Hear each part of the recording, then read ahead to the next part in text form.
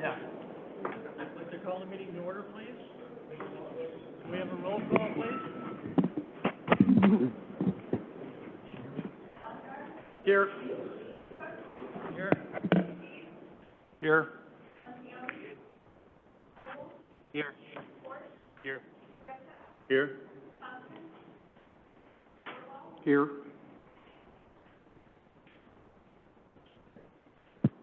Do I hear a motion to approve the March task force minutes? So move. Second. Any discussion? All those in favor signify by saying aye. Aye. Aye. Aye. Right, that passes, I think. The River Task Force website, please.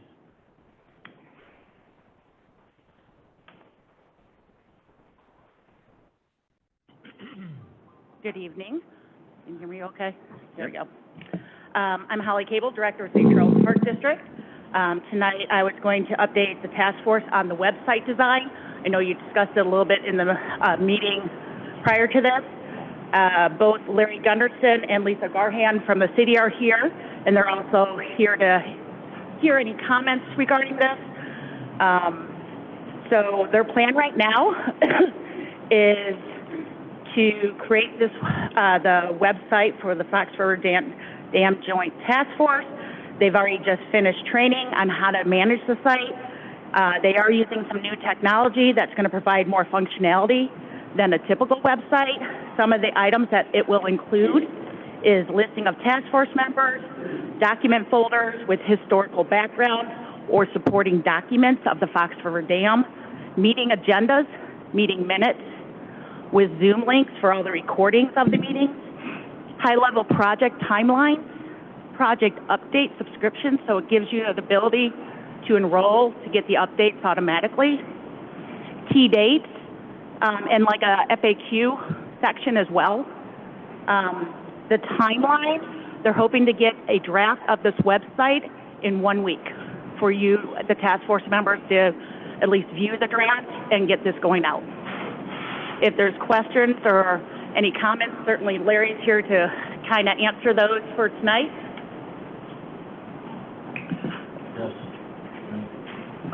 Just recognize that's right.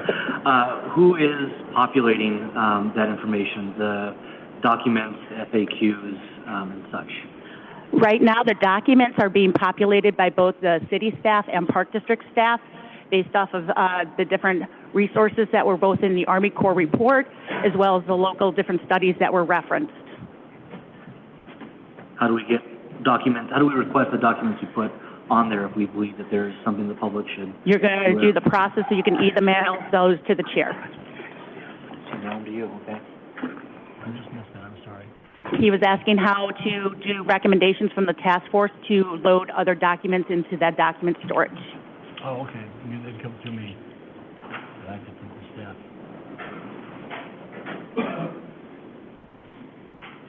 Sounds good. So you'll be looking for probably a link and an email from either myself, Heather, or maybe even Larry with the draft of the website by May 10th. Is there going to be some training available for it if it's different than other websites, or is that not? No, you shouldn't need training. The training for the staff is how to load the content, how to use it, and functionality. If there is some desire for that, once you see the functionality, we can certainly provide. Turnaround on your comments that you want or edits? Mm-hmm. Turnaround time? Depending on what the recommendation is. If it's functionality where it creates a whole nother portal or page, that might create a little bit more time. If it's just trying to do something on an existing page, that's shorter turnaround. Sorry, I meant, do you have a deadline for when you want us to get comments and edits to you and then you close it off? No, I think it can be a fluid document as we get comments and we continue to keep updating the functionality. Yeah, but initially it'd be good to have everybody's comments within like a week or 10 days. Okay. You know, first week would be good. Okay. I think that's fair. Any other comments or questions? All right. Thank you, Holly. Thank you. So let's go ahead to the presentation of the history of the dam. And who's giving that? There you go. Chris has been good on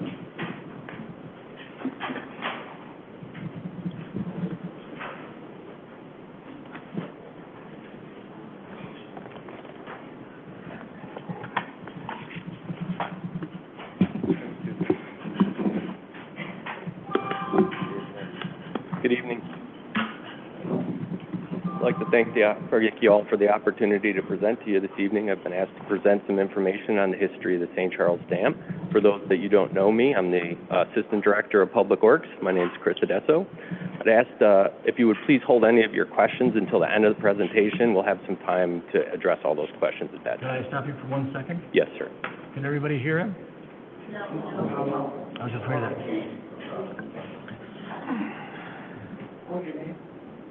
Pardon me? My name is Chris Adesso. So this evening's agenda, we're going to start with a little bit of an early history of the dam, move on to some more modern history of the dam, talk a little bit about the active river task force and the river park concept, and then move on to the Fox River Connectivity and Habitat Study, which I think most people know is a product of the U.S. Army Corps of Engineers. Then we'll move on to questions, and that time I'll take any questions from the task force. So early history of the dam, original construction of the dam was completed in 1916, and then again in 1936. It was a wood and earthen material structure at that time, and it was mostly there for water control to power mills on both sides of the river, both at this location and at the historical location across the river at the Baker Hotel. It did support some economic growth here in St. Charles. In those early days, much of the economic drivers in town were from milling. In 1934, the state prepared 3 sets of plans. One you can see a very poor example of on the right side of the slide there. A little bit hard to see, but really pretty cool if you can get an opportunity to check those out. They created some plans to create a concrete low-head dam, which is essentially what we have today. And then they also created some plans to do a cap and gunite structure of the original wood and earthen materials. Unfortunately, neither of those projects ever took off, and the state never completed them. But in 1960, the State Division of Waterways constructed today's dam under their contract number FR 118. So the dam as we know it today is owned by the state of Illinois. More specific, it's owned by the Illinois Department of Natural Resources. It's located about 120 feet north of Illinois Route 64. It's about 6 foot tall from the foundation to the top of the Lowhead Dam, and it's approximately 300 feet long. Excuse me. It's a broad concrete crest style with a steep face. It's about a 60-degree face. That's why when you stand out and look at it, you can see the water coming over the spillway and creating that boil at the bottom. There's 2 abutments and 2 training walls along with the spillway on the current dam. And as you can see in the picture there, one of the abutments and the spillway are adjacent to the municipal center here. In 2006, the state of Illinois had a budget fund that provided certain state agencies to do evaluation of the public safety features at all of the dams, low-head dams and run-of-river dams in any navigable waterway.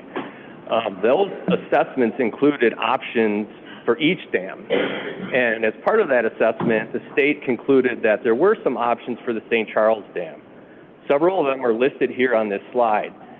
Temporary rock fill on the face of the dam, dam removal, oops, sorry about the typo there, full bypass channel, riffle pool, an in-stream bypass, and face modification of the dam were all considered as options for future improvements to the dam in St. Charles. In 2017, the DNR inspected the dam as part of their dam safety permit. It was conducted by CTE Engineering. We know them today as AECOM. And that assessment noted the following items: that there were no apparent deficiencies in the dam, that there was standard signage present, but it was limited upstream and didn't provide very much warning to boaters. The abutment railings had bottom openings, which means they had a large crack in them. Emergency vehicles had limited access due to its geographic position, and there was a ledge that existed on the east side of the dam that could potentially allow pedestrian access. I'm going to talk a little bit about that in a few slides, but that has been addressed since the time of this inspection. One final thing they noticed was that there was no portage points marked for this dam. So essentially anyone who wanted to portage the St. Charles Dam was kind of on their own. In 2008, IDNR came up with some proposed rules considering all Fox River dams, and Mark Keenan, at the time, he was the Public Works Director, he presented those rules to the City Council. And the City Council and the city cooperated with IDNR and did their part to participate in what those rules were.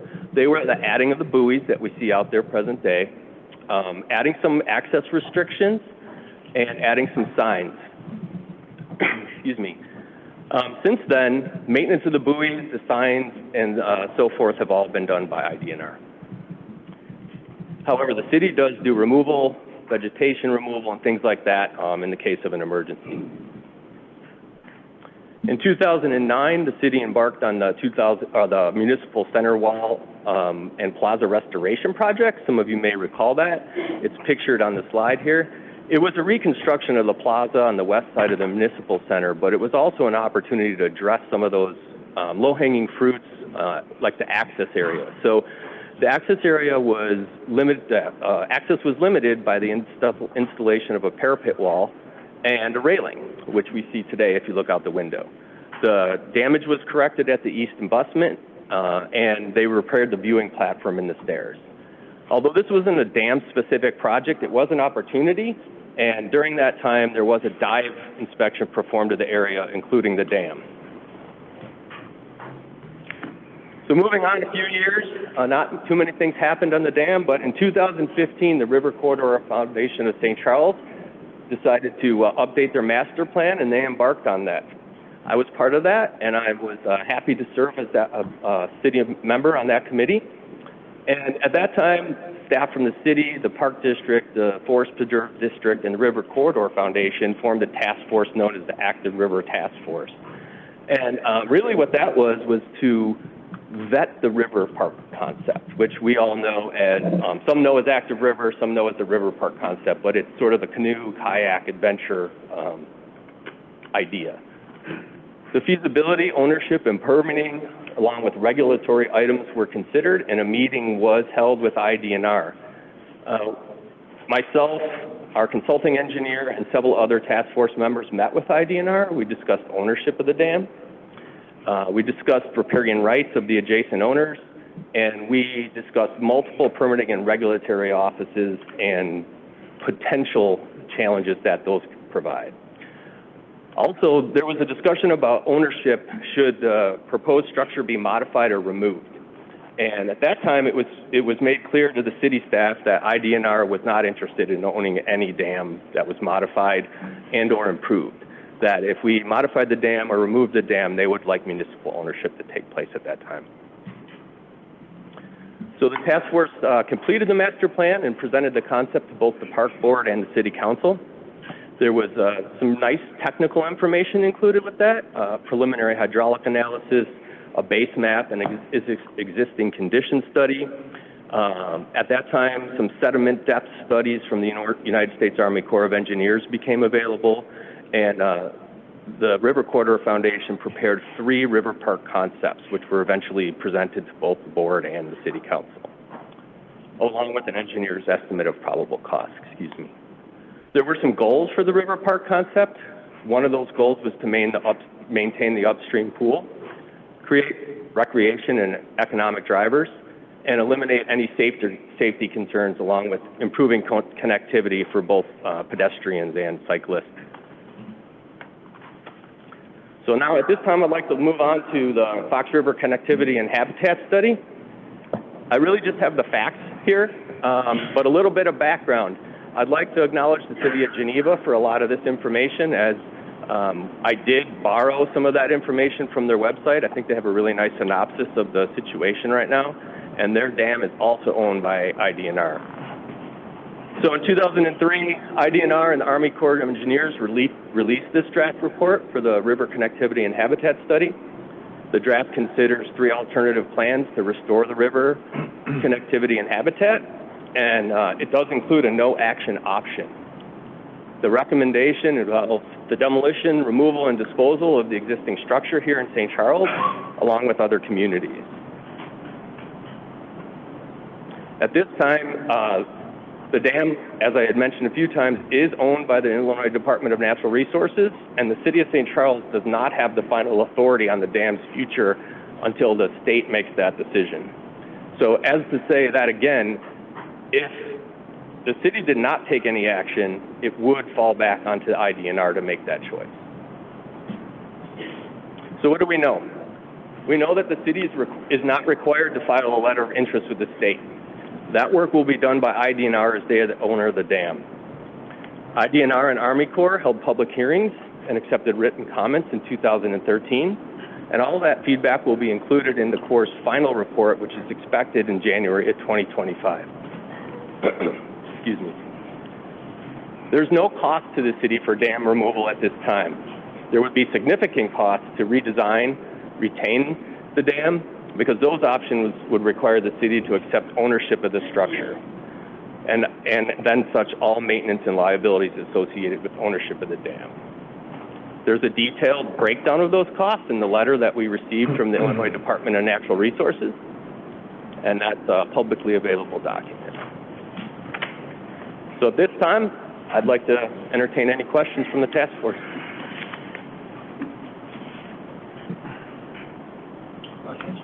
You state several times that the dam is owned by IDNR. I reached out to IDNR's Office of General Counsel, Department of Central Management Services, and the Governor's Office, and also the City of St. Charles.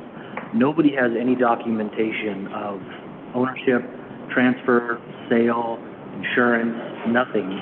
And in fact, DNR's OGC and the Department of Central Management Services actually state their official position as the city owns it.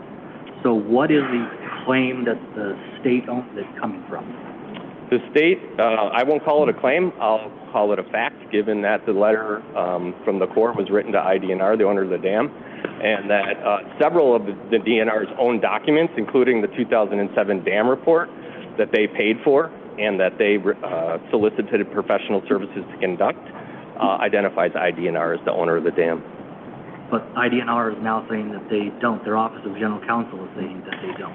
I'm sorry, sir, I don't have an answer to that question. They can say perhaps whatever they want, but we have several documents that indicate that they are the owner of the dam, including the Corps' report and some of their own reports. But there's no proof of that.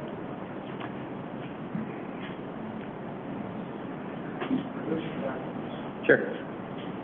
Yes. I have one if council. Yeah, well, I've got others, but go for it. Oh, no, I was just gonna say, I didn't know, I thought that was a break. I actually, I'll jump in though, because I would love some augmentation, or not augmentation, but addition to this is with the history, we've got the history of the dam, but also the history of how this question came to us. Because there was a meeting between the IDNR, I believe, and the city of St. Charles. And with that, they put forward some timelines. And I'd like to make sure that we have that on the record as you know, what that they told us their expectations were going to be.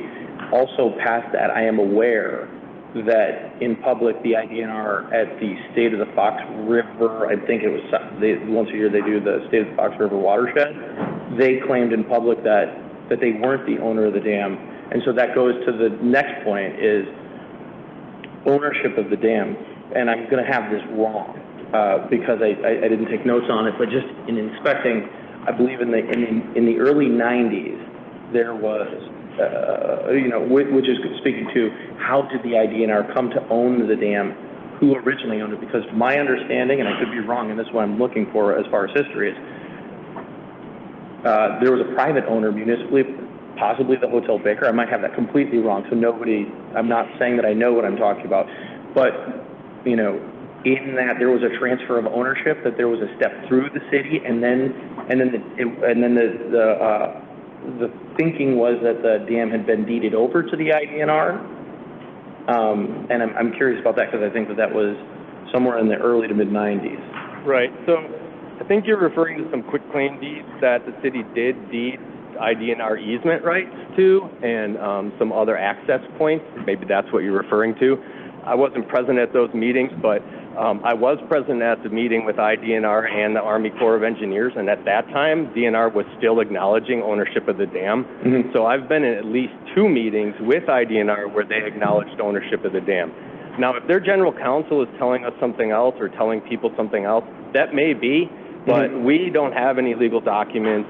That's more, I would say that's more of a question for a property attorney to investigate. However, I will say that to answer your question about the early ownership of the dam, the mill races were privately owned. There's no doubt about that. So on both sides of the dam, the early dam, those mill races were privately owned. However, if you look up the project number from 1960, the state of Illinois is the agency, the Division of Waterways, that constructed the dam today as we know it. So I would suggest that since they constructed it, they paid for it, and there's no documentation showing that they transferred it to the city, that they are the owners, essentially, since they've also acknowledged that such in the last couple of years, several times. And I understand that as well. And that's why I was confused, and I know that City Attorney Nick Peppers has been working on that question of ownership. So I think that we probably need to get that nailed down as well. Yeah, I'm not privy to what Mr. Peppers is working on. Well, and I mean, that's a comment for us on the task force, and to be communicated back to the city. Can I add a point? My understanding is that quite often in structures like dams, there is no deed. There's no property number, there's no tax number, anything else. That's pretty common. So that leads to some of the confusion when you go back and look at paperwork, you know, or letters to so-and-so. But everybody I've talked to at DNR says that there's no question they own it. And everything we did back in the Active River days was based on that fact as well. But I'm sure the city's going to verify that before they take any steps. And I know they're, anecdotally, I've heard that their position changed. And so as we stand right now, as we do this work, you know, that's why I'd like it to be firmed up as we come to understand who owns it, how that affects any of these decisions. But that's the deed situation, that's good to know. That's not something I'm familiar with. Mr. Chairman, can I ask another question? Sure. Chris, when you got some cost numbers, I guess, for taking out the dam, et cetera, and we haven't seen that, or at least I haven't, any of that document yet. But I wonder, I mean, and I assume we're going to get that soon, but does that include the related infrastructure? I mean, the dam itself is one piece, but it's attached at both ends. If you take the dam out, for example, I don't know what happens to the river walls on both sides, assuming the river narrows to some degree, you know, is that included in that cost estimate that you got from whoever the DNR, or? So the budgetary numbers that IDNR provided to us are in the letter that they sent to Mayor Vitek on the back page. So I believe that document states that the dam, the numbers for that are strictly for removal. So I think the answer to your question in terms of infrastructure outside the limits of the structure is no.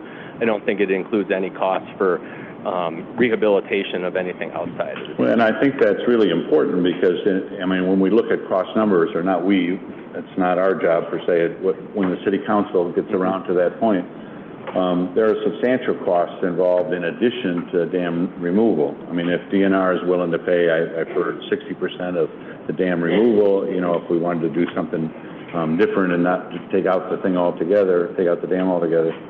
But that does not include all these other pieces of infrastructure which are kind of related, not kind of, they are related. Correct. And a key component to it. Correct, yep. So, what we do know is that we have we have one entity, IDNR, that is asserting that they own the property. One office within DNR. Right, but they're asserting. And so you're not responsible for this, so don't take this as an indictment of your statement. But basically, I think it's fair for us to ask, who am I talking to from this? I know you're from the city, but who is the person that will authorize? Holly, you're from the Park District. Who's the city person here today? Heather's not here. Yeah. So I think it would be fair to find out if the city attorney or someone is actually making an attempt to see the documented origins, if any, or the common law origins, if not documented, of the ownership of this dam. Because, and again, IDNR may assert that they own it, but that doesn't mean that they actually do, especially in light of the information that you've shared. I'd like to own my neighbor's Corvette. Well, they've acknowledged they've owned it to us several times. So whether or not they want to change their story now, it's probably up to IDNR. But I do know that we did call them in recent years for a couple of questions on that dam, and they did dispatch an engineer to look at the dam. So I don't know why they would do that if they didn't have a vested interest in it, but they did do that. So that helps you answer the question. Well, it may. It may go to their jurisdiction, too, not so much ownership of the jurisdiction, being that it's a waterway and all that kind of stuff, you know, and I don't know. Yeah. I'm not qualified to say, so I think it would be fair if we could enlist if it's a city attorney or the appropriate person to, Sure, we'd be happy to pass that message on to the City Administrator McGuire. okay. Absolutely. Question over here. Yes. Chris, thank you for your presentation. Could we get the actual presentation emailed to us? Yes, sir. Okay, it's a lot of information to absorb. The other thing is, you mentioned there was a 2007 inspection of the dam by the Illinois Department of Natural Resources. Yes. Was there another one done in 2021? There was not an official inspection done in 2021. What there was done in 2021 was a request by the city's Public Works Department, the Illinois Department of Natural Resources, to investigate the face of the dam and reevaluate the crack that sometimes shows its face during low water levels. There was some concern expressed to the city about that the crack perhaps had expanded. And so we did request that they come investigate that crack, and they did do that. And then they provided feedback that, in their opinion, it hadn't changed and there wasn't. Yeah, because someone emailed me that document, and it seems like it's pretty much what you're saying. Yes, sir. And then the next question I have is,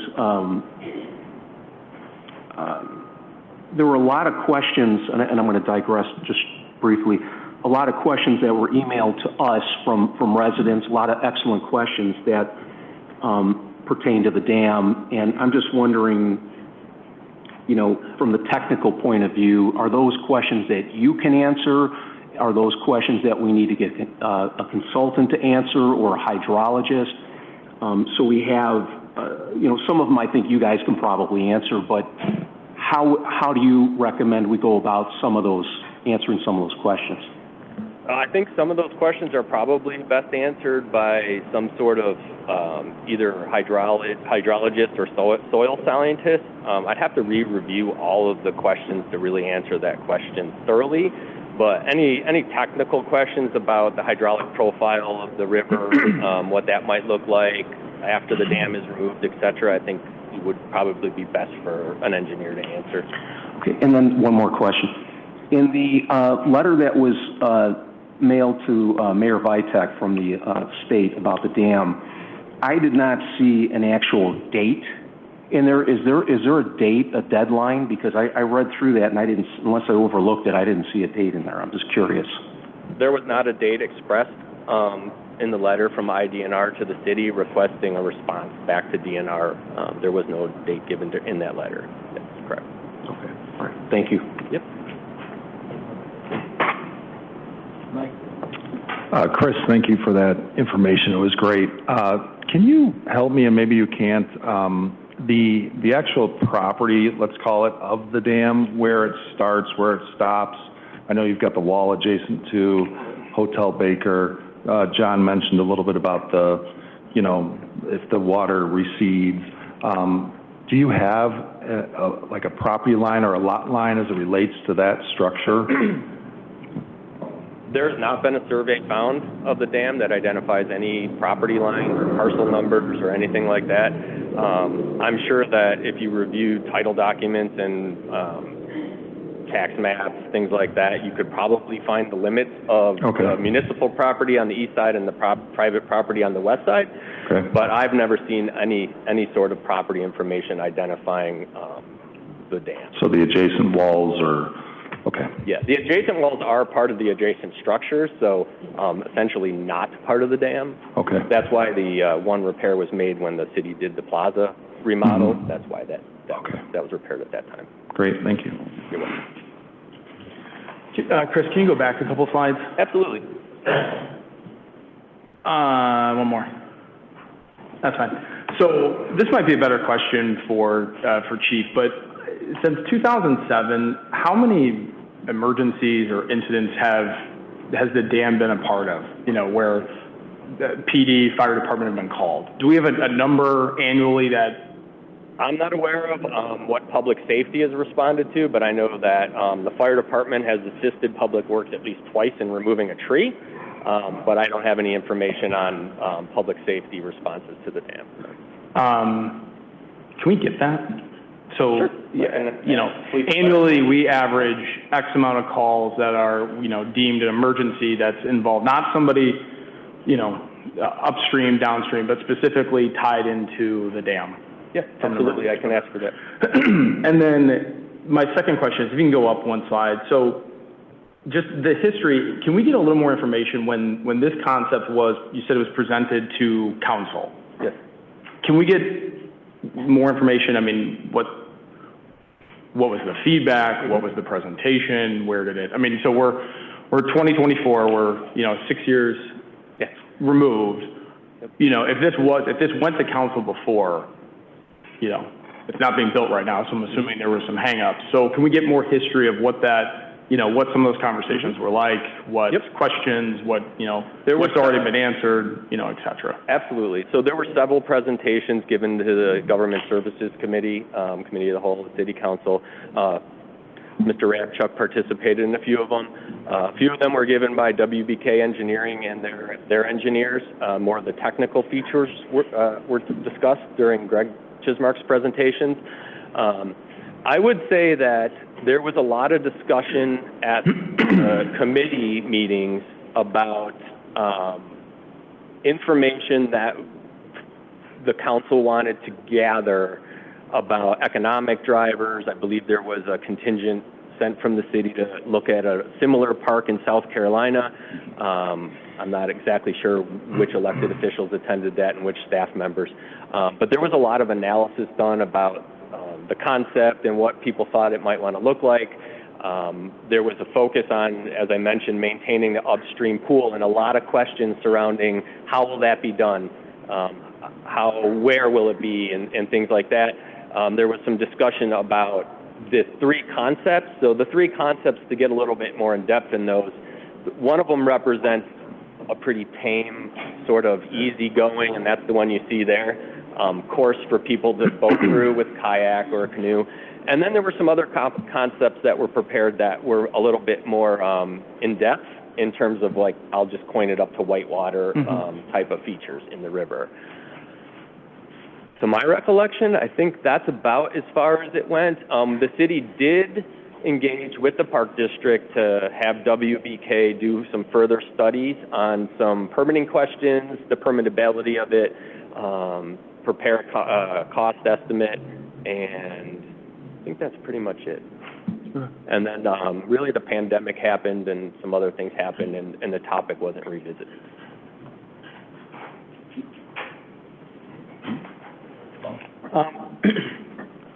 Just learning about the situations around ownership of the dam and even with the river, who has jurisdiction? Is the river actually part of the municipality, or is that, who has authority, jurisdiction, and responsibility for things that happen in the river? On the Corps of Engineers. That's a great question, but any navigable waterway is the U.S. Army Corps of Engineers. So the river proper, where the banks of the river are laid out, inside that is not in St. Charles municipally, correct?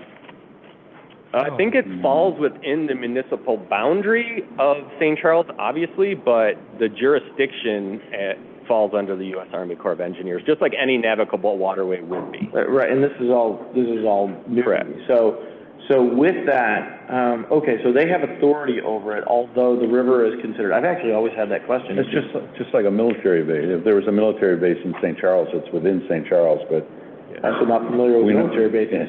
There's just to give you a little bit more information on that topic, and I don't want to get too into it because I'm not a professional in this, but one of the things that was expressed in a lot of the discussions during the task force and considering these concepts was what most attorneys called riparian land rights. So those land rights, riparian land rights, riparian land rights, yes. Those rights change based on the location of the water. Okay. So I'll just leave it at that. And it kind of that basically determines, I think if you look at ownership maps, you'll see that a lot of the adjacent property owners, their property actually extends into the water.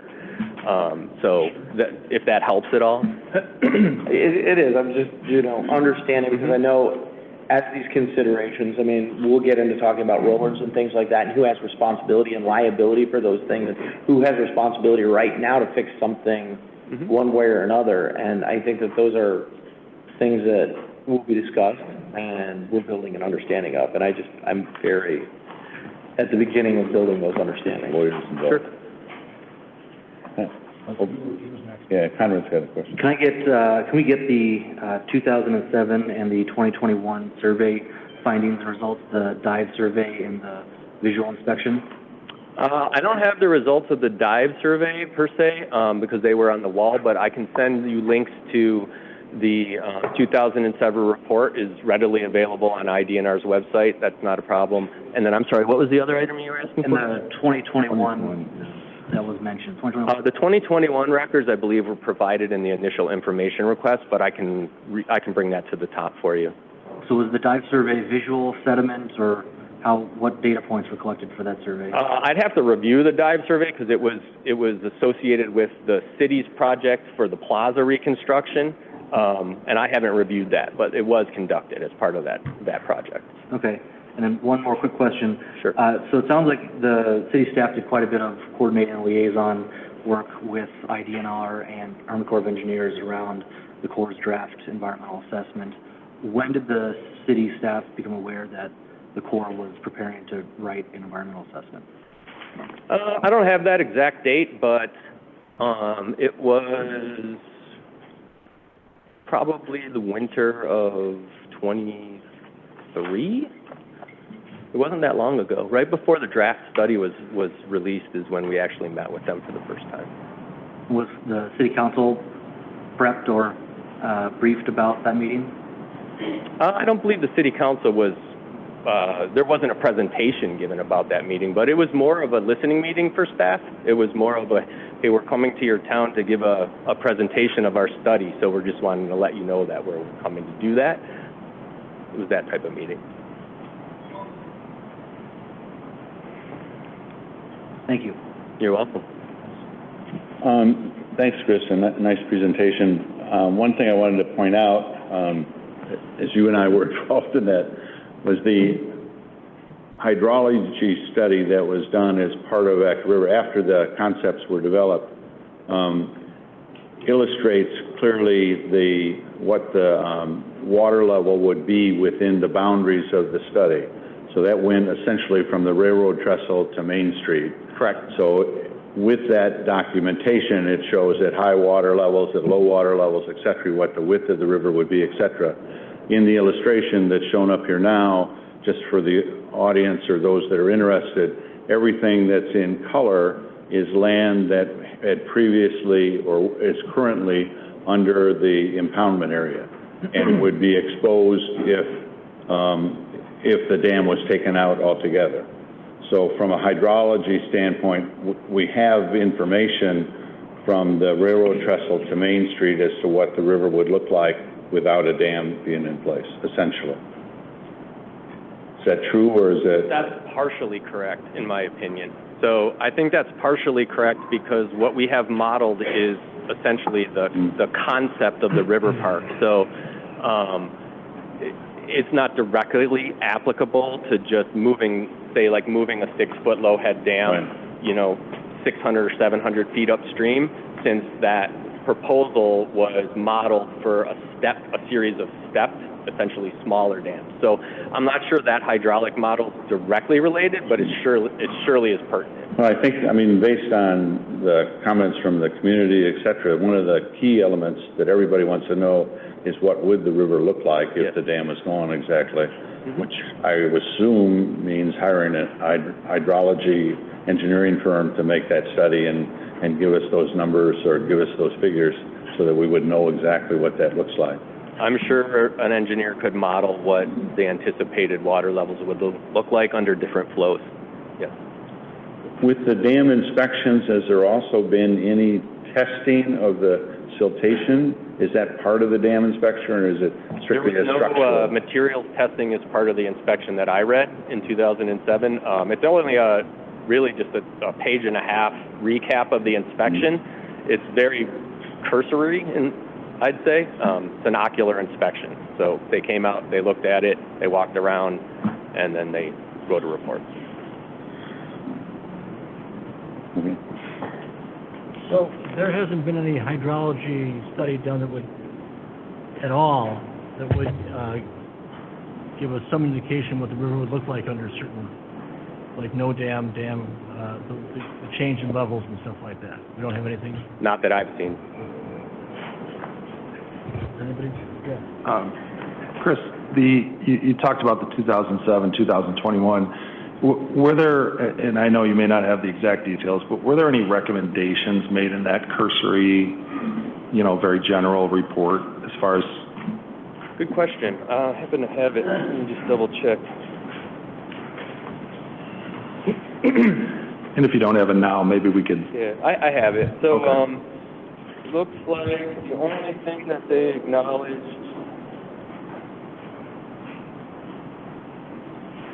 no.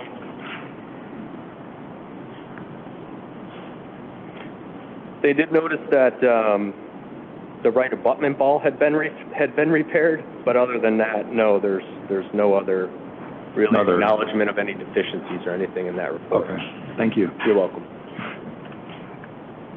Yes. Just to make sure that there hasn't been a study or an analysis done from a historical standpoint on the financial impact of the dam previously done. There wasn't, 2010, 15, 1997, nobody, council or somebody else never commissioned a study of what having that dam means from an economic standpoint. Just so we're all on the same page that there's not. Are you asking, was there a study done on like what the O&M costs would be associated with operating that, or are you asking about what were the economic impacts of modifying or removing the dam? Not anything with removing it, not anything with if we repaired or did X, but somebody saying, here's what having a dam has meant financially to St. Charles, in 1996 or 2010, as we were looking at this. What I'm hoping is if there was a study that was done tied into, hey, we're redoing First Street, and there's larger conversations going on, and somewhere in some paragraph, somebody did an assessment of, because we have this, this dam, the pool water in your downtown, that, obviously that's going to be a big component of, whichever direction, this conversation goes. But just so we're all on the same page, there hasn't been any historic, regardless of what the study or analysis might have said, but there isn't any history of, the financial economic impact of that dam on this community was X in 1996. Rather than impact, are you asking for benefits, the economic benefits of the dam? No, I'm asking for impact. I'm not aware of any economic analysis associated with the dam except for what was done as part of the 2015 master plan update by the River Corridor Foundation. Thank you.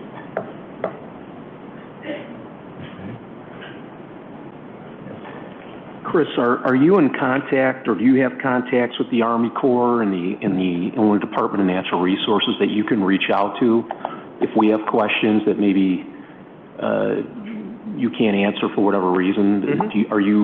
Yeah, we have the same contacts that are provided in the draft Corps of Engineers study, and we also have the same contact that and the division contacts that wrote the letter to Mayor Vitek. And speaking of hydrology, I watched the YouTube video of the meetings they had, the Army Corps.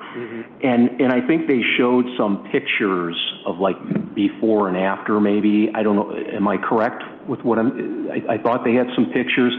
I'm just curious, were those done 20 years ago? Were they done 10 years ago? I don't recall. You know, they were showing that on a monitor, and I'm just curious if you know anything about that. I don't know much about it other than my recollection was that those were renderings. I'm not sure when those renderings were created or who created them. Okay, all right, thank you. Yes.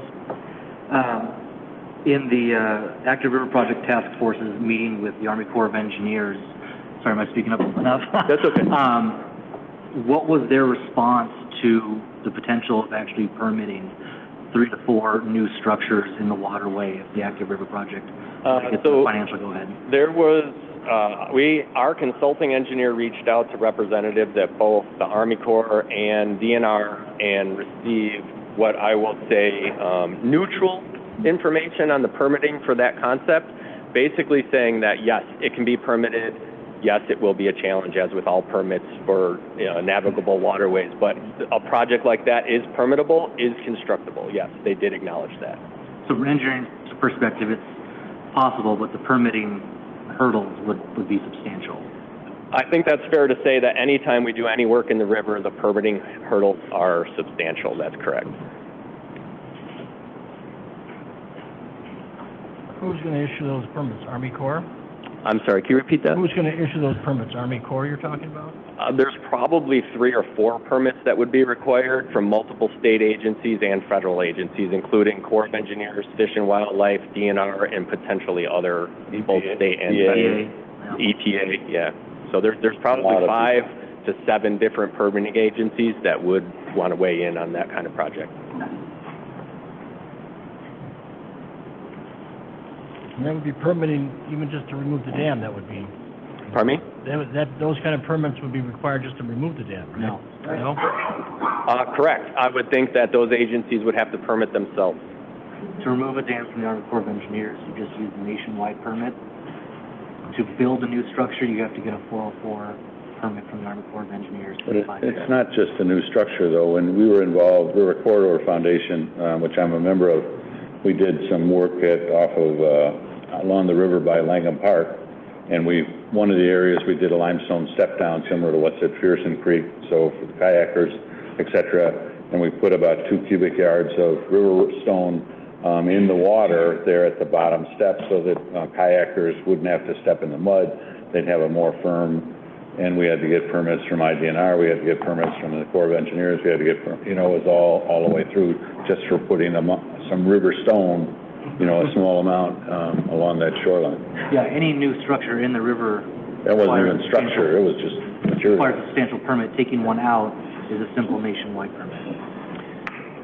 Yeah, from the Corps' perspective, nationwide permits definitely apply depending on what type of structure or what type of feature you're building. There's also fill in the floodway issues and all sorts of other permitting issues that this concept would be required to address. But the indication that we received from both agencies was that it is definitely a permittable and constructible project. Okay. Other questions? Yes. Are you able to speak to drinking water? I'm not here to speak about drinking water this afternoon, but I can try to address some questions for you if you'd like. Yeah, one question I've seen is we get no drinking water out of the river, right? The city of St. Charles does not take drinking water out of the river. That's correct. All right, so if we get water from wells, what contingencies do we have if something happens to our wells? Do any of those contingency plans involve tapping into river water that you know of? I'm sorry, could you repeat that question? Sorry, so if we get our water from wells right now, something were to happen to the well that we were unable to get sufficient water for the city, do any of our contingency plans involve getting water from the river? No. Okay, thank you. You're welcome. Any other questions? I asked this question to you via email a couple of times. I just want to ask in person. City of St. Charles does not currently monitor or treat stormwater runoff into the river, correct? Correct. We're an MS4 community, so I believe I sent you those documents, and we do not actively monitor all those outfalls. But we do participate in the MS4 program and do have an NPDES permit. But we don't treat the stormwater, correct? We do not treat stormwater. That's correct. Thank you. You're welcome. Okay, Thank very you. much. Very nice presentation, Yeah, thank you. thanks. All right. Let's go to the next item with the subcommittees that I'm appointing to get some action done. The idea behind the subcommittees is to basically assign out to in this case, 4 areas of concern, so that the 2 people that each subcommittee can kind of dive into and do the work on that, accumulating the information on that without having all of us do everything at the same time. So you can see what they are. They're environmental, recreation, economic impact, and Army Corps report. The Army Corps report, for the 2 guys that I've got that on, it was stated that's kind of a thick report with a lot of information. We're hoping that you'll go through that and glean out the salient and important things that might be germane to our discussion and present it. Where would you include safety? Under which one of these subcommittees? Just curiosity. Haven't thought about the safety. We can do that later. Okay. We're not going to the water yet. But that's a good question. Obviously, it's an overriding question. Environmental, you know what you're kind of going to do, I guess? Yeah, can I ask a question about the overall organization? Yes, you can. How siloed do you want that to be? Is this something that we can reach out to each other? If somebody sticks a question into our bin that we think is better in another bin, or we just have, what somebody else's expertise and such? Let me know and I'll look through it. Okay. Okay? Fair. Anything, okay? Economic or recreational, Mike, you can see what that is. Mm-hmm. And that's recreational and the impact presently, some prospectively, but let's not get too carried away with where that's going to go. Economic impact. Again, as you guys meet and talk about these things, you're going to have to kind of define your own fact-finding mission. And if you have any questions and need any information, you should contact me, and I will filter it through to either Heather or Holly, and we'll go from there. Okay? And just as a sidelight, it's important that all of you are not like contacting Holly and contacting Heather independently, because it gets to be too cumbersome for the staff to have 9 people or whatever the number is contacting them. Okay? We can do that. Anything else? Any other comments? Questions? Yes, Mike? Jim, I know I've had some conversations with Holly, and from a park district perspective, any of the task force members that have questions as relates to the park district, if you want to reach out to me directly, then I can filter that through our district. I just want to make that comment. Okay. Yes. Are you looking for thoughts on for the next meeting agenda item? Because I think, for me personally, I think there should at least be something to consider a hydrologist or a consultant, because there's going to be a lot of questions that I don't think we're going to be capable of answering, the real technical questions. So whether or not we choose to go that route, I think it should probably at least go on the agenda for consideration. Well, I mean, I'm not sure we need to get to it right now. I mean, when you say hydrology, let me know, what exactly do you mean by that? I think at least get some firms lined up, because it's going to take staff quite some time. It's not going to happen next month, but I'm just saying for them we discuss it next month, and by the time they get around to it and come back to us, I would imagine it would be summertime or late summer, just to even get the process going. Well, I think we have to, we can put on the agenda next month, that's fine, but we have to define what we're talking about and what we're interested in. We can't go too far astray here, because again, I think if hydrology means the height of the water, it means volume of water, I'm not sure exactly what. Well, if you remove the dam, how far down does the dam go? Okay. 2 feet, a foot, how far in does it go? 50%? I don't know the answer to that. The Army Corps of Engineers doesn't really define that. They say the water level will go down. What does that mean? So for me, I like data and I like concrete answers on, like, is it 2 feet, 2 inches? Is it 50%, 10%? Because that's going to determine, or at least need to be taken into consideration of what we do up here. So what does it look like? How far, if it goes in by 50%, then we need to take a look at some of the subcommittees, like, okay, if you have all this land from where the dock or the boat launch or the golf course, what do you do with that? But we can't answer that question until we know what is the dam going to look like, right? So I can't say, if we're doing an economic study, Ryan and I, the paddle boats, will they or will they not be able to function? How much revenue do you draw off that? How many people come? I don't know the answer to that question. So that's kind of like where I'm going with that, so. But Brian, and I agree with you 100%. I mean, finding a hydrology engineer is not something, that's posted on the phone downstairs and you call them and they're ready to jump in tomorrow morning. But on the other hand, until you know exactly what you want them to do, which we haven't defined very well, I mean, certainly water levels, different at high water, low water, et cetera, is one of the questions, but there may be other ones involved too. And so maybe, not that I want any more work, but maybe as part of the Army Corps report that Paul and I can kind of start and have ready at the next meeting a rough outline of what we think a hydrology engineering consultant should look at and provide to us specifically.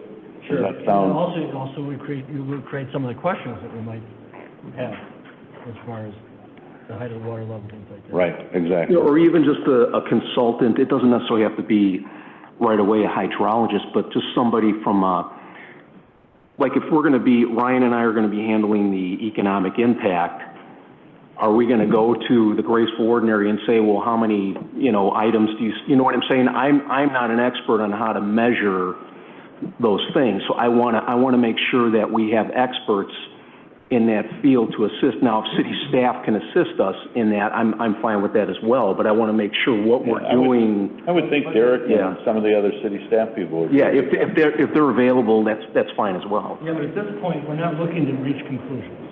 Mm-hmm. We're doing a fact-finding little mission here, right?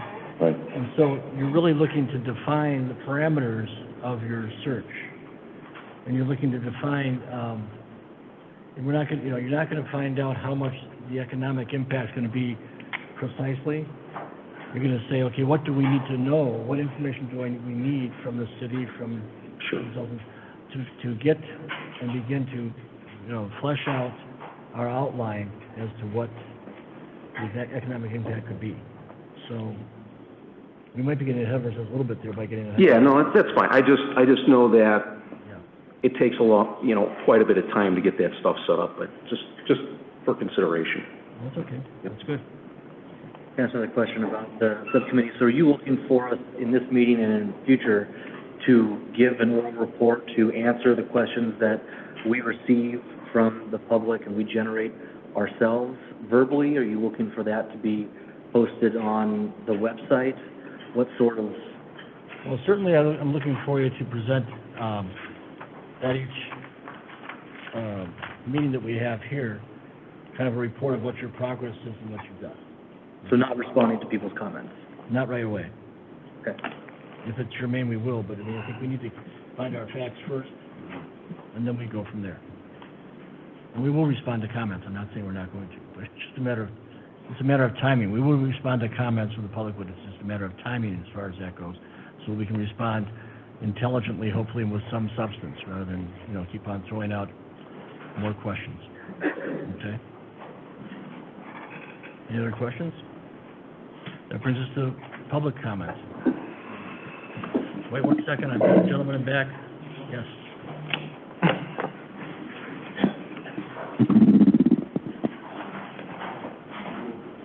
Good evening, I'm Steve Patzer. Thank you all for your work. I wanted to add a little bit to the history. Going back a little farther, there's a lot of accounts of Indian villages on the river, but none of them visiting in canoes. There wasn't enough water. When the first explorers were looking for a way to the Illinois River, they took the river off the Lake Michigan, got to the Fox, and went, this ain't it. The first settlers here, 1833, by 1834, they were already stacking rocks across the river. You know why? because in summer it got so low, they wanted more water. As far as the Army Corps, as recently as Governor Stratton's tenure as governor, they had a plan of building multiple dams down the whole length of the river with locks to make it navigable from the Chain to Illinois River. They even started in Montgomery with the side channel for a lock. Well, they soon realized it wasn't going to work.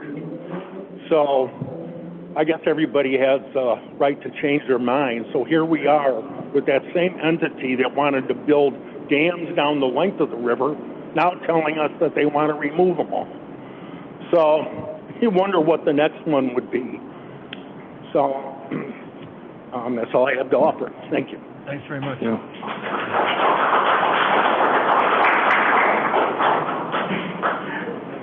A couple of us remember, maybe John does, there was some specific information that was garnered at the time we developed the active river concept. And the specific information had to do with, I don't know if we want to call it hydrology, but one of the concerns was that there's silting. There's silting behind all of these dams. Well, in fact, we had a study. I don't have it in front of me, but it's got to be in our record. We have a study of how much silting there is, and it was so specific you could tell that for the river, for the West Side Creek, you could tell that there was less silting where the West Side Creek water joined the Fox River. That specific. I thought there'd be much more. There were specifics like 4 feet of silting, which I think has to be considered. Not like I have the numbers here. But be aware of it. Be aware that we had to study. It's very specific. And what happens to that silt when the dam is released? That's all I have to say. Thank you. Art Lemke, former member of City Council, and a resident on the east side. Thank you. Thank you.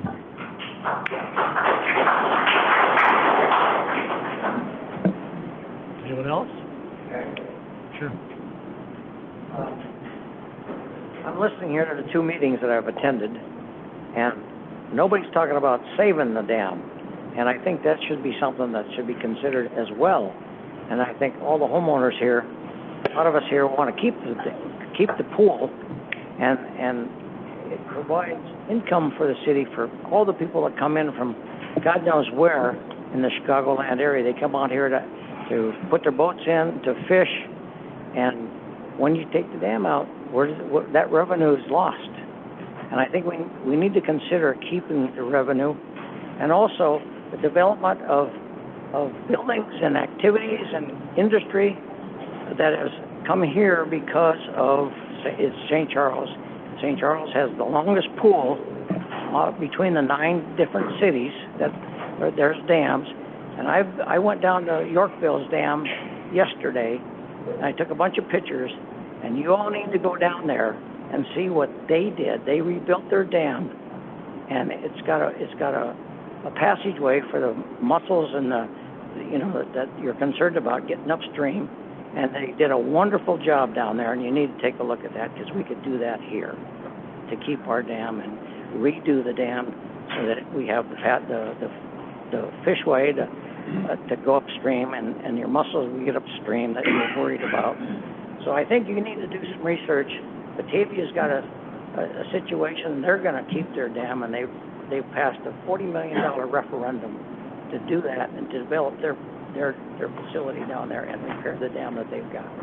So we need to look into all that. And this is a vital situation for St. Charles, having this dam and to keep the dam. That's all I got to say. Could I have your name? My name is Wayne Valley. I'm a former Wayne Valley. Okay. Chairman? And I brought a representative with me from Baird and Associates. They're a marine engineer, and they worked for me. And I did a big job in Ghana, West Africa, and they did all the design for that. And they do this kind of work all in the United States and in Canada. And this is a company that we should think about hiring to do this kind of work, because they're the best. Have they thought about volunteering their work for us? I brought them here from, they came down to attend this meeting because there's cities, 5 cities right now that want to keep their dam between Batavia and South Elgin, Elgin included. And the population of St. Charles is 37,000. Batavia is about 22,000, 24,000. They just passed a $40 million referendum to improve their situation down there and keep their dam. And we could do the same thing here because we have a 37,000 population as of 2022. And the rest of them are 21, 22, 24,000. We have the largest population. And we can do similar at what Batavia just did, because we have the population to support millions of dollars of improvement to this dam and the facility in the pool along the park. And on both sides. Quality of life. Quality of life. Correct. Quality of life. So if I could clarify one thing for you from the statements you made, it's not a foregone conclusion that first of all, this task force is not here per our assignment or our mission to draw a conclusion. But we're not starting from a point of removal of the dam. We're only discussing, it only comes up because right now the dam is the status quo. Well, and we're looking at the difference, and we're going to compare, and those kind of the facts that come from that will be given to the city council. Let me just say something. That's a structure. Every structure needs maintenance and it needs repair over time. So you got to spend money at some point in time. And this is an opportunity to keep the dam, build what is necessary to have here to keep the pool, and go on from there. And then your development and your growth in St. Charles is going to increase. You got to spend some money to make money. And this is a beautiful situation here that we have. We can't lose this. Thank you. Okay. The guy in the back, the yellow back. Someone else? Right here. Oh, okay. You want to be next? Whenever it's good. Okay, well, you can be next after this. My name is Herb Knockreiner. I've resided in the Fox Valley out here now for 33 years. This is the 5th meeting I've been to related to the dam issue, okay? For 32 years, I had a home in Wisconsin, vacation home, on another impoundment. This is like a history book for me because we went through this scenario twice up there with the Army Corps of Engineers. Their excuse was flooding, okay?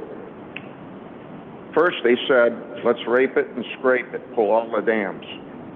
They didn't realize at the time that the DNR and a lot of businesses up there rely on those impoundments to make money and recreate.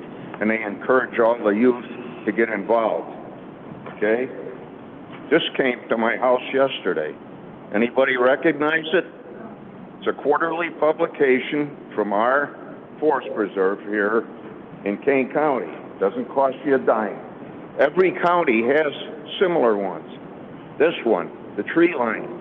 Ben Habither, the director of the forest preserve, quarterbacks this, okay? And it encourages, 50% of this encourages people to get involved with the great outdoors, specifically our waterway, okay?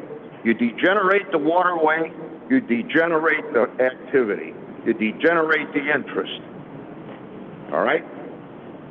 Here's another one. This is the Wisconsin Outdoor News. Headlines the same way. However, there's one thing in there that I wanted to bring to your attention as well. When they dropped this water 50 to 250 yards from where it was, it's bad enough for these people along the riverway here to be asked to maintain it. Otherwise, it becomes a no man's land full of invasives. The invasives already are so bad in McHenry County right now that they're paying a bounty on them. Buckthorn, cottonwood, call them. They'll tell you. I don't make this stuff up.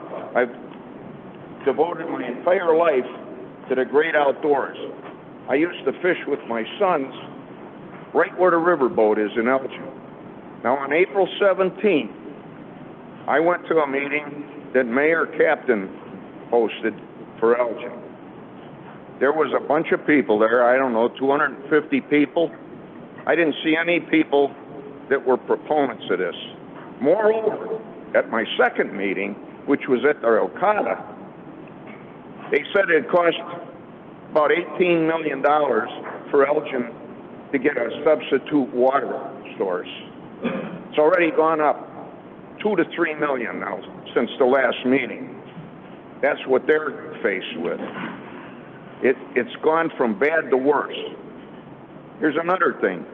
At the third meeting I went to, which was at the Isaac Walton Clubhouse, if you want to call it that, in Elgin, there was a hydrologist there. You addressed that issue.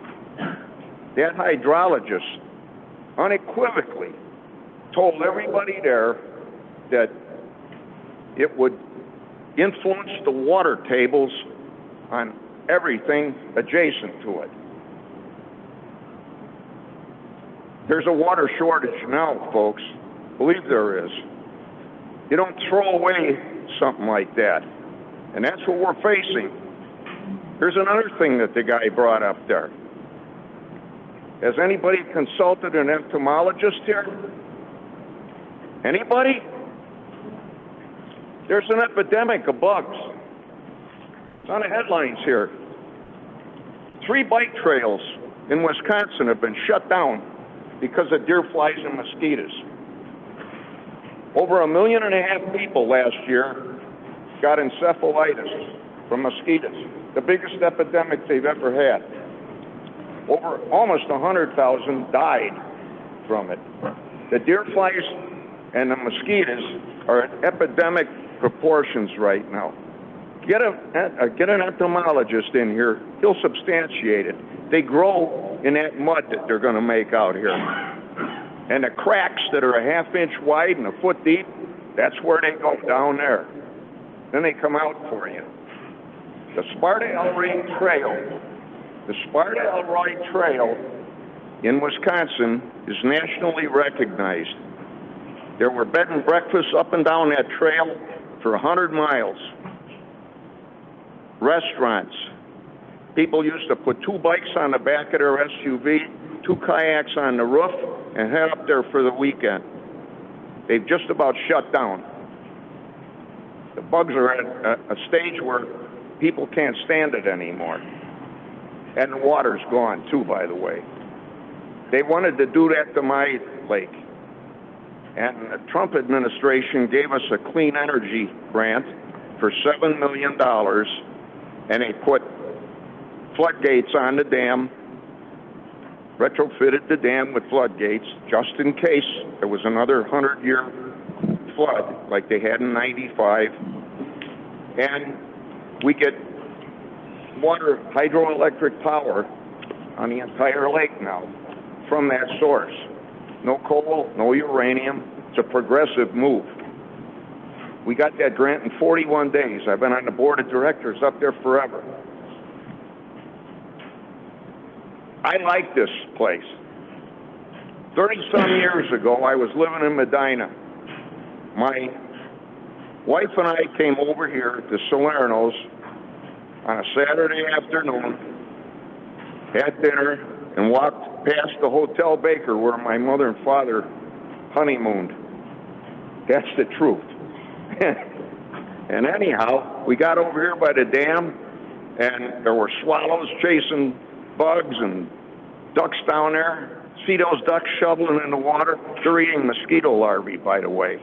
I used to raise them, so I know. Well, anyhow, my wife says, I like it here. I said, so do I. She says, let's put it on our bucket list to move out. So 2 years later, we were here, and we stayed. Now, my boys and I spent a lot of time on the water here, kayaking, canoeing, and everything. Funny thing is about this river, you just pull them dams out. Go ahead and do it. It's 4 feet deep in one place and 6 inches in another. And if they drop it all down, the ones that are 4 feet deep hold about 6 inches of water all summer, and the mosquitoes love you for it. I could go on for hours, but I know you, I know you won't let me. My time's allotted, so I'll get out of here. But We appreciate your Mayor comments. Captain wants me to talk to him at length about this because I've got tremendous retrospect on this. And I'm glad to help you because I like this town. If you Google St. Charles, and you'll see questions on that Google site. And there's one question. It says, what's special about St. Charles? Guess what it says? Pride of the Fox. Are we going to beat that up for that? No. Not as far as I'm concerned. I'm telling you, Naperville got one of the strongest cities in the United States here about a month ago. They got recognized. You know what they focused on? Their riverfront. No bull. Call the mayor, he'll tell you. I think we should accentuate what we've got here and not degenerate it.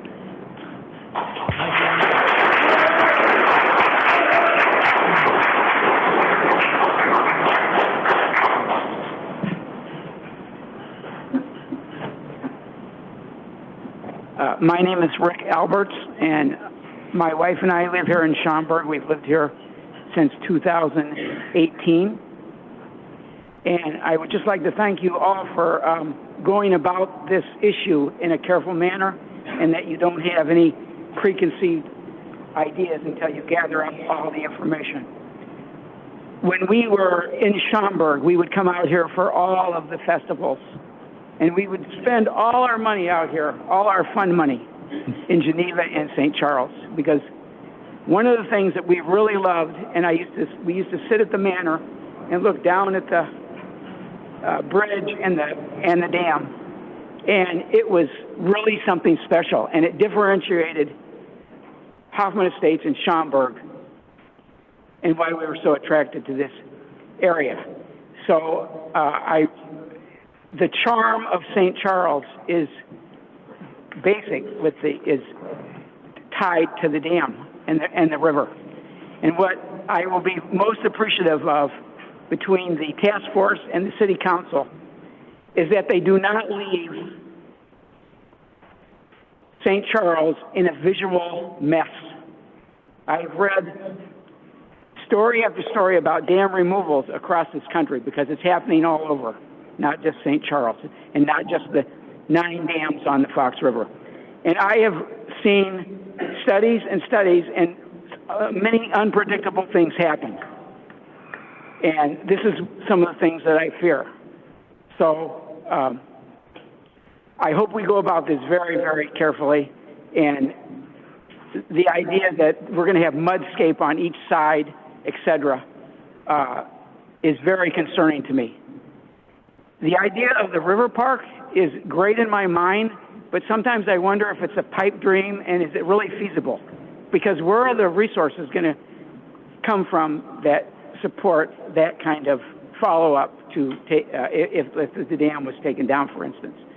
So I'm hoping that things happen in our lifetime that are very positive, and that St. Charles retains the charm that it has, some of the biggest charm because of the dam. Thank you very much.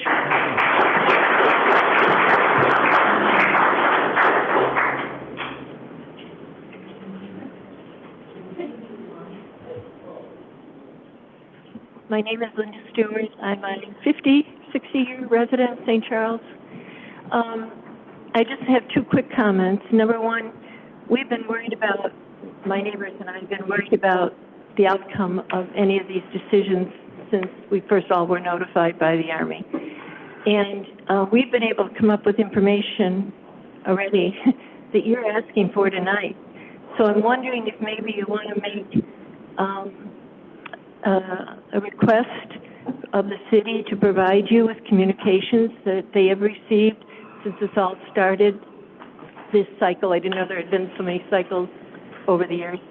But on this cycle, to help you make your decisions, because you do have a tough, responsible job to do, and you're going to have a lot of people wanting to help you or getting in your face, whichever way you want to look at it.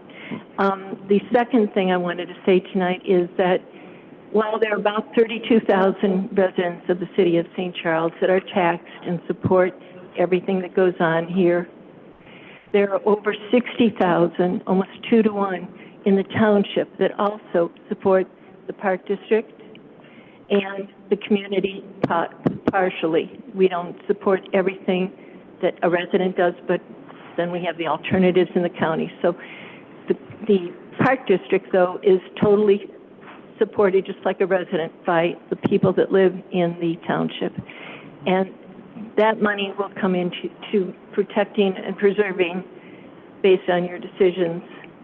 Once again, please go back to the city and ask them for what they have, because it'll speed things up. When little groups of neighbors are getting more information than you have, that's not a good outcome. So the information that you're referring to, is it under some group name, or is it just scattered? Who are we?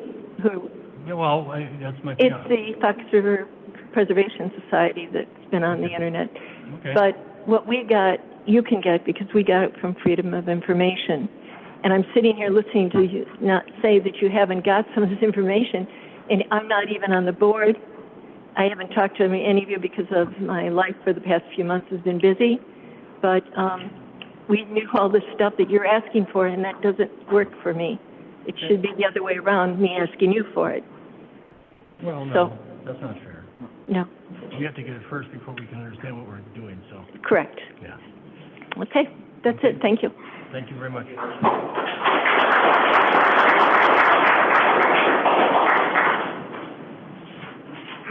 Hi, Barb Gasek, and I'm a 50-plus year resident of St. Charles. I just want to say that a big thank you to all of you. This is a big time commitment. It is a big decision just going forward and disseminating all of the information that you're going to have to go through. 50% of the people that come before you are going to absolutely love your decision, and the other 50% are going to make sure that you're boiled tar. That's just the way it's going to be. The river is important. One of the financial considerations that I've thought about is if the dam is turned over to us, what's the financial responsibility? And that could be very large as well. So there are a lot of things that I understand you are all considering. I just want to say thank you for your time and your effort. Thank you very much. Anyone else? We're making you the last one. My name is Brian Springmeyer, and first of all, I want to say that Conrad is right. The IDNR has point blank said, we don't believe we own the dam. And they've been asking St. Charles, City of St. Charles, since January for proof. There's been a follow-up email that was done in mid-March to the city, and they haven't responded. There is some, back in, IDNR was created in 1995. The city basically was given the dam over, but they don't think they ever officially ratified that.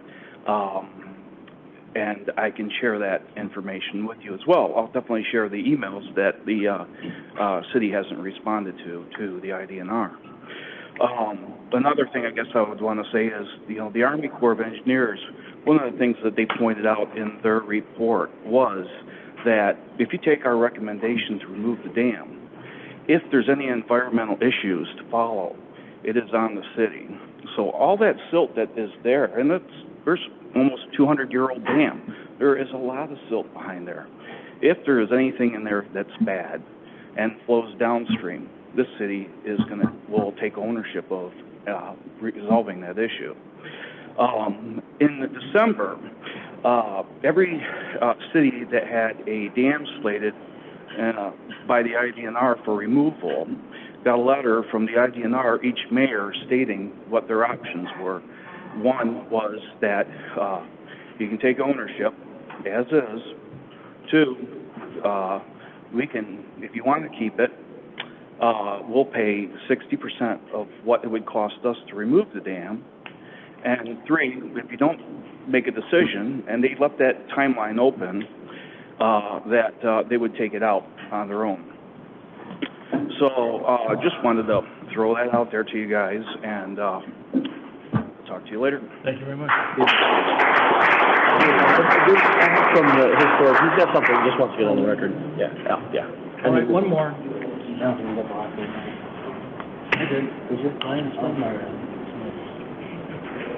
All right, we're going to take this in a little bit different direction.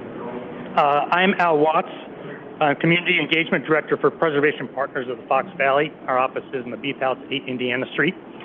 This year is our nonprofit's 50th year of saving and sharing history. For your information about us, our mission is to educate about the Tri-Cities heritage and offer resources for local preservation. To that end, as you are aware, there are several significant historic sites along the river in St. Charles, and our focus has been on how they may be impacted by removing the dam, and because we think that's an important factor that should be considered. So to this end, what we've done is try to understand what that impact may be. Since every federal project requires a Section 106 review to determine if there may be an adverse effect on any historic structure or site, we personally reached out to the Army Corps of Engineers to see what, if any, had been learned. We're currently reviewing that information from the Army Corps, and if the task force wishes, I'm happy to present whatever we find from there. I'm sure you can also, the city can do it too. The other thing I just wanted to bring up, and this is with all due respect to Public Works, the evidence that I have seen on the dam is that the dam was originally built in 1836. And throughout all of its repairs, according to the evidence I've seen, at least some of the original timbers of that dam remain.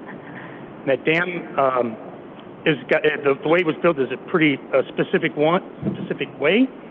I would encourage you to ask the St. Charles History Museum. Eric Krupa is the collections manager over there. This is where I'm getting this information from.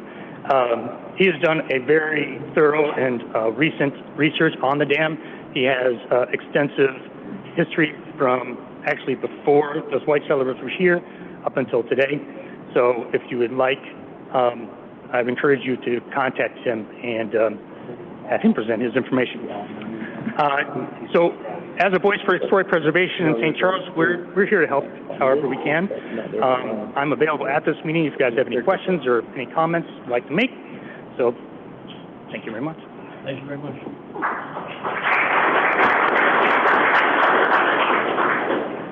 All right, any comments by the commissioners or the task force members? There we are. Our next meeting is Thursday, June 6th, same time, same place. Do I hear a motion to adjourn? So moved. Second. We're not going to vote again. Aye.